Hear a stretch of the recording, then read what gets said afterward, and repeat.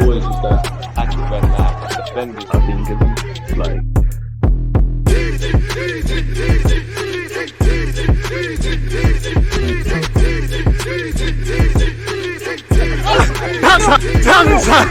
People deluded, I'm back again. Come on, Ian, man. Come on. Thank you very much for that, Ian. Right, people, deluded, I'm back again. First things first, with it being the end of the week, I hope you're all doing well and safe. Good morning, good afternoon, good evening, and of course, good night. With it being Friday or at the time of making this vid, hopefully everyone's had a good week. You and your loved ones are fit and healthy, and I wish you lot best of health. I wish you lot, just reaching all your goals in it as we reach the end of the year.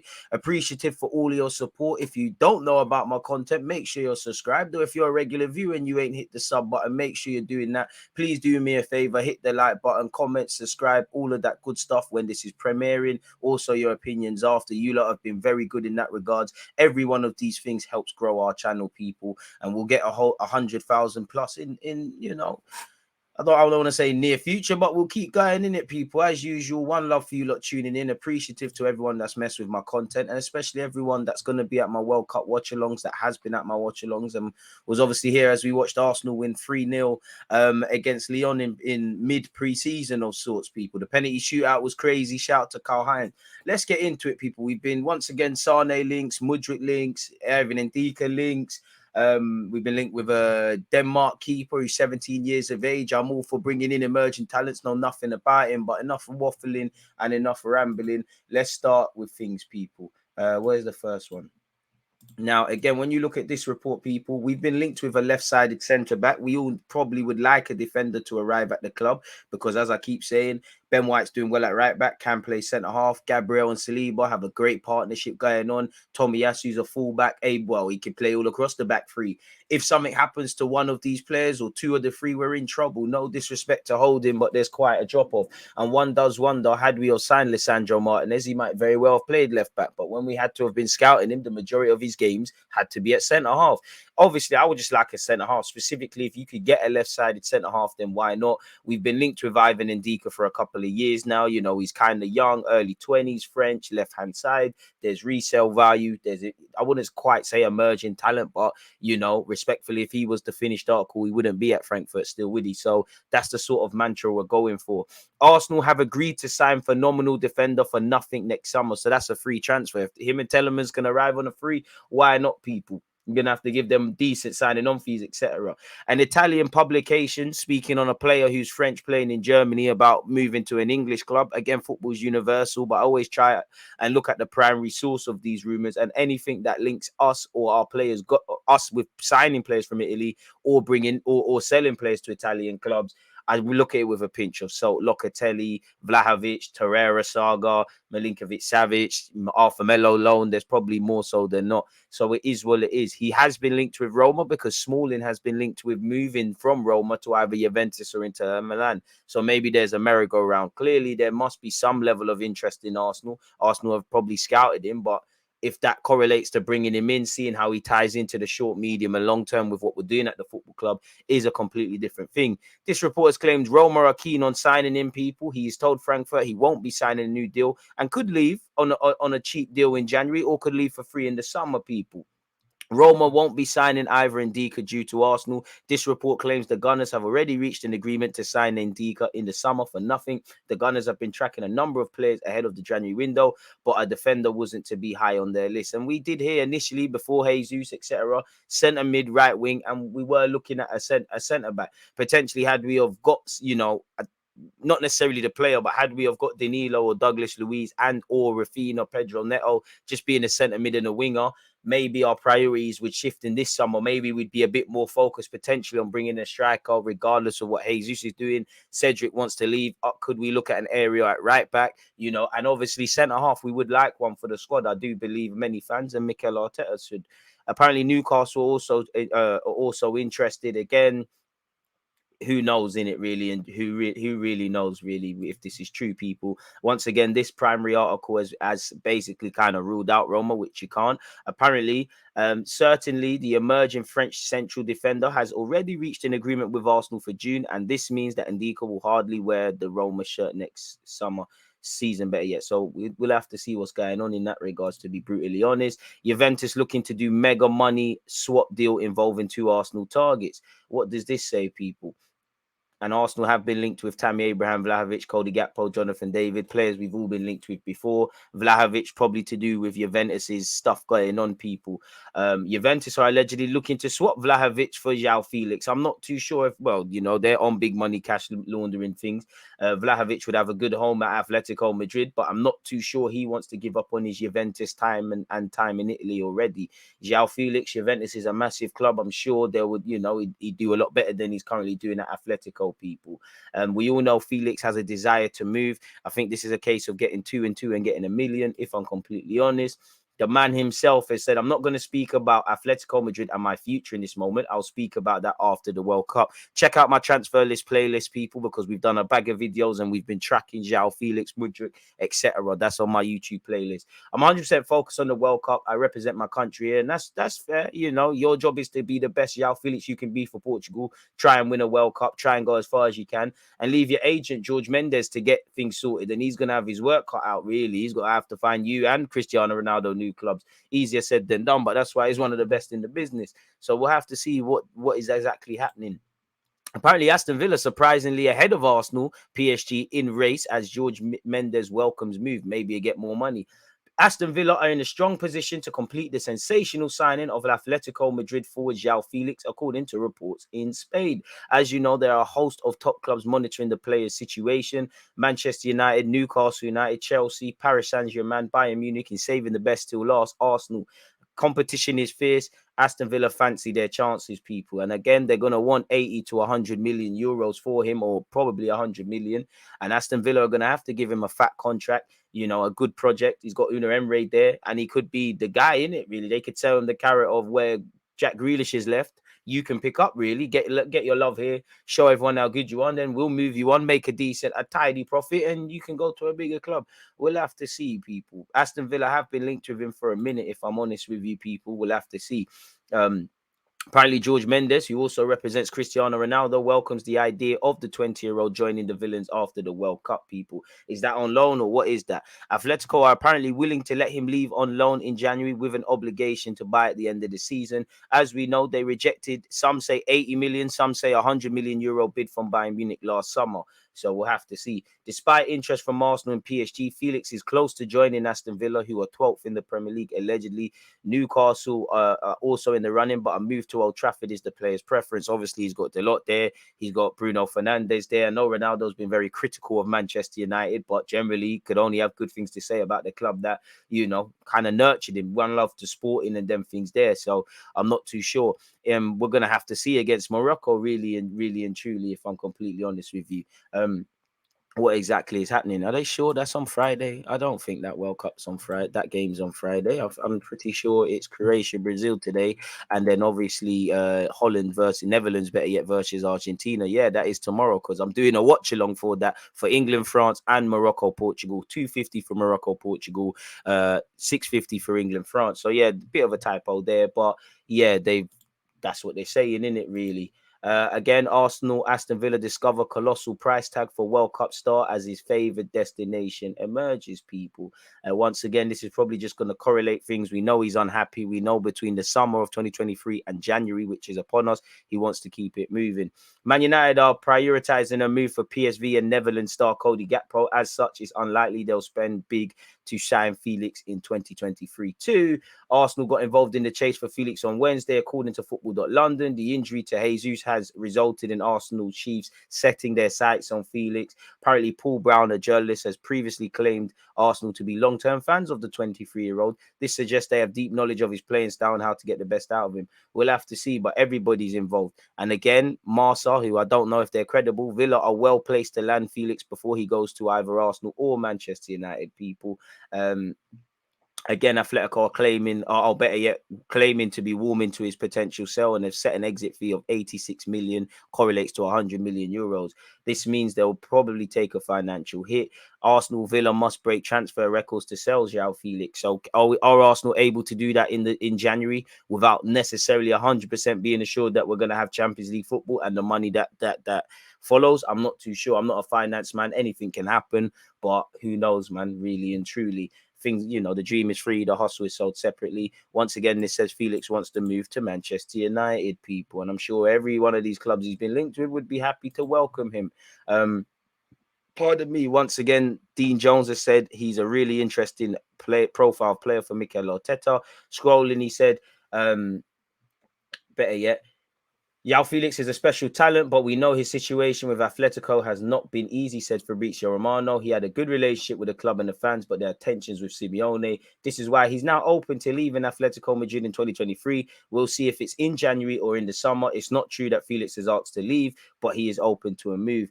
Jones has said, I think Joao Felix is a really interesting profile player in terms of what he could bring to Arsenal in the absence of Jesus. Would Atletico really let him go on loan? I doubt it. This is a player they invested in heavily. He has obvious frustrations around playing time, but a temporary transfer will probably be tricky, even though it's clear he could do with a new environment at this moment. So regarding Joao Felix, we're literally going to have to see. I think many people are pessimistic.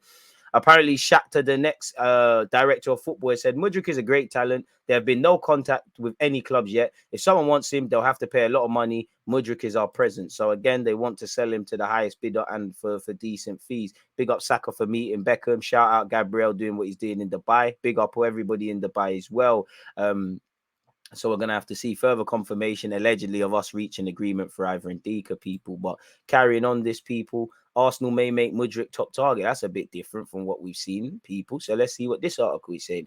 I think he's on a list of several wide options. I wouldn't like to say he's their number one target because I think it would depend on the price. If an agent suddenly told them that the asking price was much less than 100 million euros, he might shoot to the top of the list. But I think at the moment, at that price, he's not their top target. So we're going to have to see where Mudryk is concerned. Arsenal have not inquired about Leroy Sané. Bayern are planning to speak with him regarding an extension, as the club are reluctant to go into next season without one. You can't blame them for that. And maybe we're being used in relation to that where the contract talks are concerned. Bayern have firm plans for Arsenal link Leroy Sané, but they want him to extend first. They feel uneasy as his contract runs down until 2025, and the club would be reluctant to go into the 2023-24 season with Sané without an extension. So if anything, I don't believe this one especially, but if it was to happen, that looks like in the summer. Really, sounds like you got more chances, Joao Felix, where again the money. Once again, we've been linked with a young keeper. Arsenal lead charge as Aston Villa, Newcastle, Brentford join chase for top goalkeeper prospect. A whole host of Premier League clubs are allegedly looking at the young, highly rated Danish teenager Theo Sander.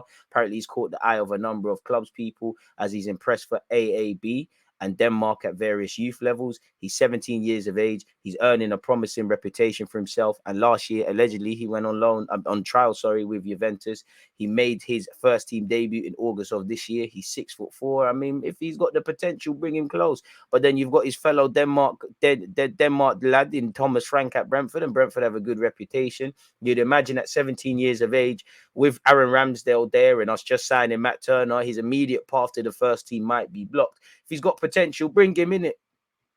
But I'm not too sure on that. And apparently he would qualify for a work permit, which would further boost his claims of getting a move to Arsenal, Brentford, or whether he's linked with people. We've been linked with Memphis Depay. Not too sure if we could sign him for 1.7 million, people. We'll have to see. And apparently a move to Roma could be on the cards.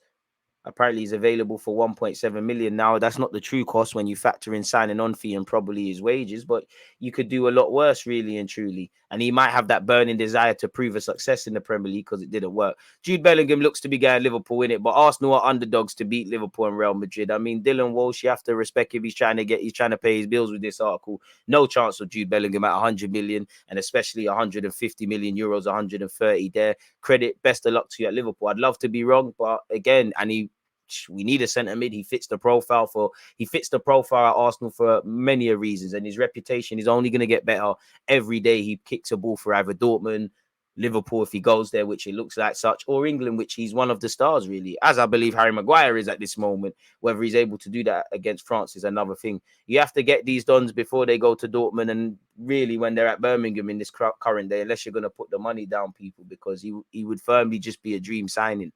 But if the 19-year-old was on it, make it happen. But it's a myth there.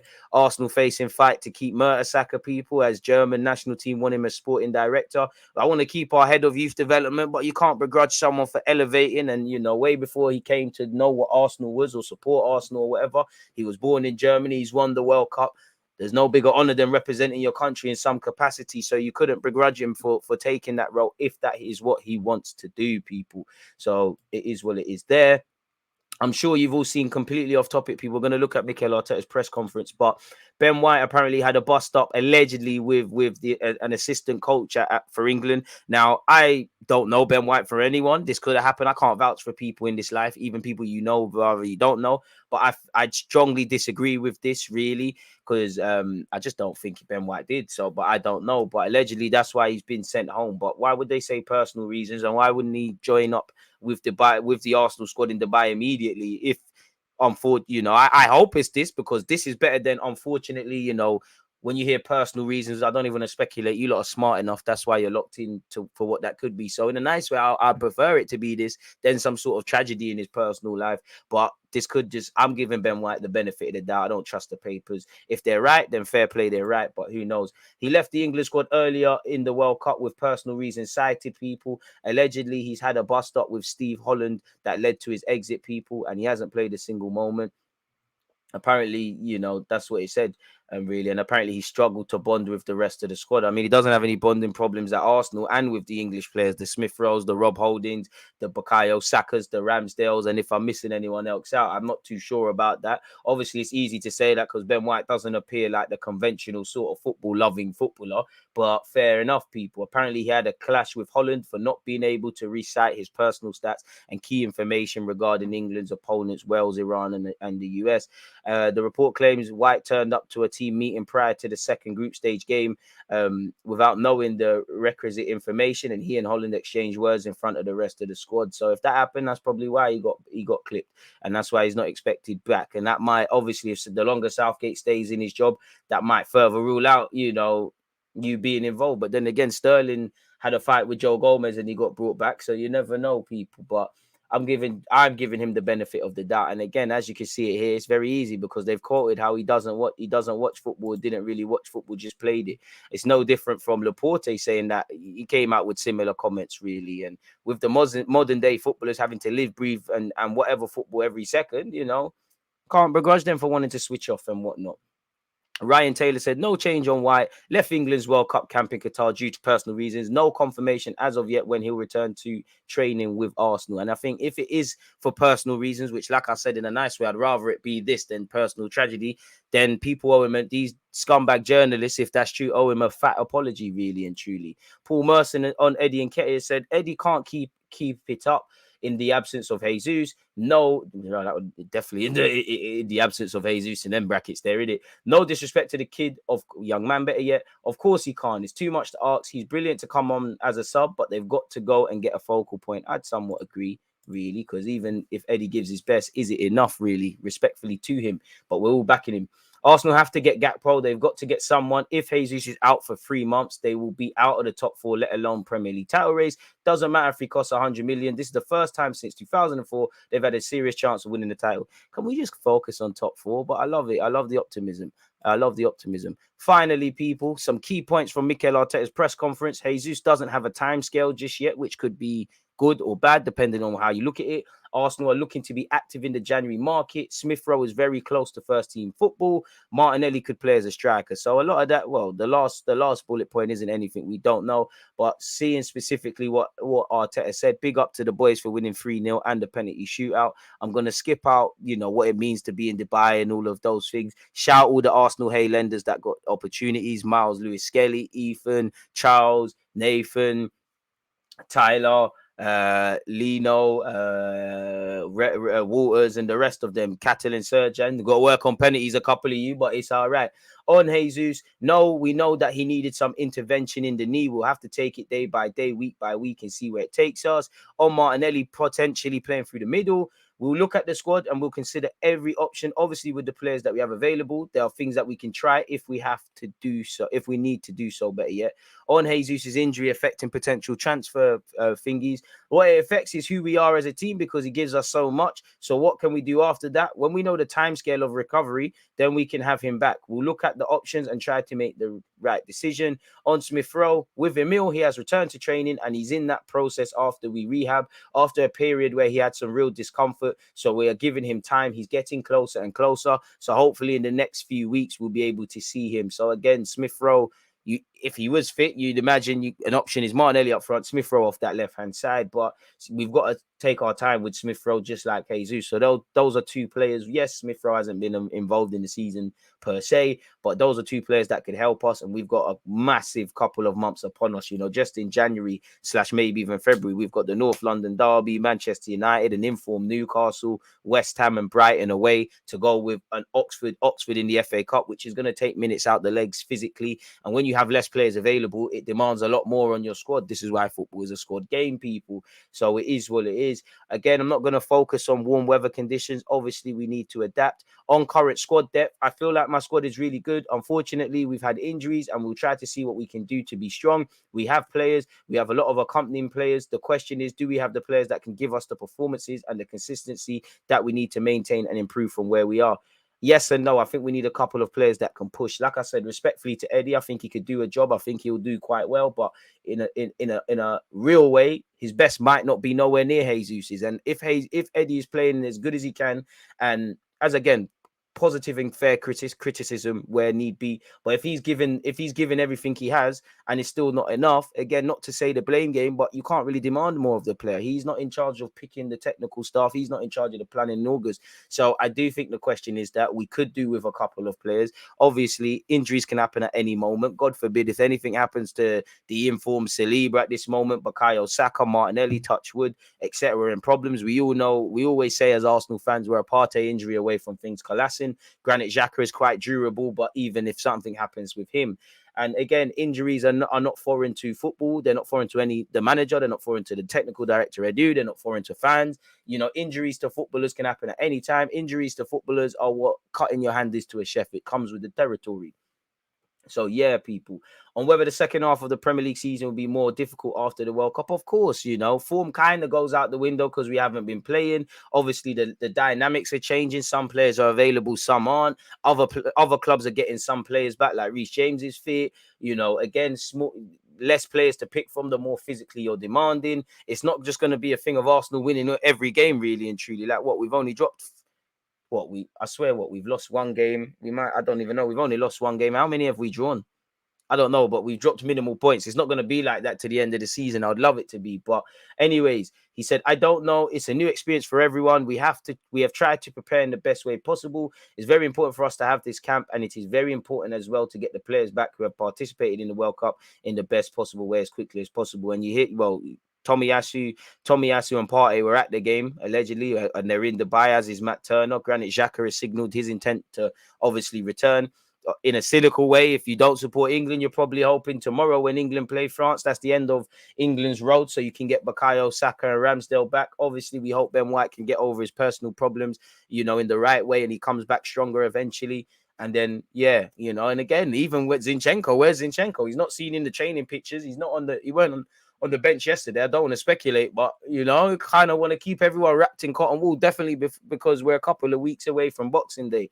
But with that said, people, we've spoken about what Mikel Arteta said in the press conference in relation to Martinelli, Eddie Nketiah, indirectly, Jesus, etc., Smith Rowe, etc. Obviously, we've looked at Mudryk, Sane, Ivan Ndicka, Joao Felix. I think that's about it. We've looked at the young Denmark lad and things like that. Please let me know your opinions when this is premiering. Also, let me know your opinions in general. Any questions, please make sure you comment them in the live chat. And if you're watching this on a rerun or you've just missed the premiere, don't feel any sort of way. Comment your opinions at the end of this video, people. Football is a game of opinions. I love to see yours. Please make sure you're liking, you're commenting, and you're subscribing. If you want any more transfer news, check out my YouTube playlists where you can see all of that, people, which has been updated daily. On that note, though, most importantly, appreciative of all of you lot support. I appreciate all the support you give our channel. Love for it to continue. Stay blessed, stay healthy, stay in good spirits. One love for tuning in, people. I'm gonna love and leave you now. One love. There's always just that active red flag, defenders. I think it's like